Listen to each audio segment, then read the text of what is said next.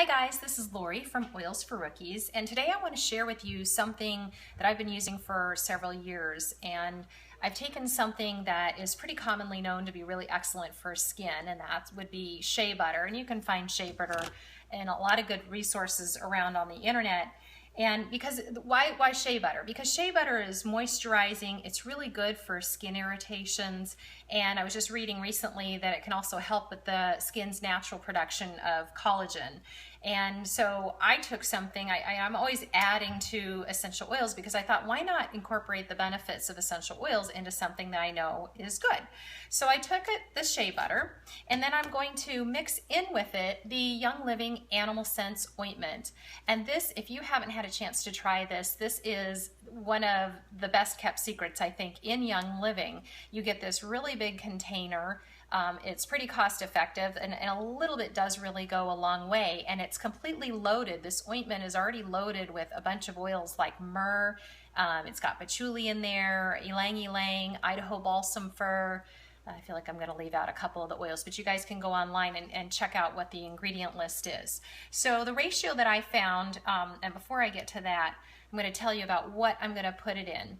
As I said, a little bit goes a long way, and I really do mean that because I keep mine in these tiny little lip balm containers because I really don't need much. And how do I use this ointment? I'm going to be using it on my dry cuticles. That's one of my favorite ways. At nighttime, I'll keep a little pot next to my bed, and I'll just sort of add some to my feet so that my feet stay nice and soft and healthy. If I accidentally get some sort of a scrape or something, because of all of the oils that are in there, it's a great one to just apply and kind of add a little protective layer over the skin. So how we're going to do this is I've already gotten started, and I've just taken a little bit of the shea butter, and the recipe that I'm going to make, it's going to make a very small amount because again, you don't need very much. So I've already got 2 teaspoons in there, but it's going to be 3 teaspoons of the shea butter. So we've got that. Let me turn the camera down here so you can get a better view of what I'm doing. So I'm going to just take a good old-fashioned popsicle stick, and I'm going to add that. And then I'm going to take 1 teaspoon of the Young Living Animal Sense ointment. And so you can see that I've got that. Then the next thing that I'm going to do is just take, and I mix it in Dixie cups because it's just easier to toss it out when you're done than it is to get it all cleaned up, but you could use whatever you've got. And it's soft enough that you can just mix it well. You're going to incorporate it well. And then I'm pretty much done.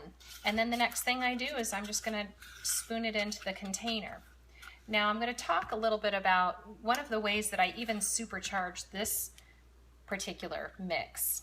I have found that 1 single drop of lavender and 1 single drop of frankincense, and you have pretty much a miracle balm ointment on your hands. And you can come up with all kinds of endless possibilities of where you'd want to use that, but this is one of my favorites, and it does have a pretty long shelf life. So there you go, it didn't take very long in order to do that.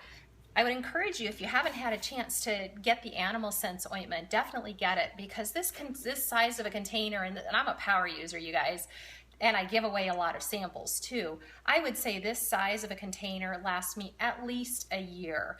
And that is using it every single day, making ointments with it, sampling it out to other people. So highly, highly, highly recommend this one.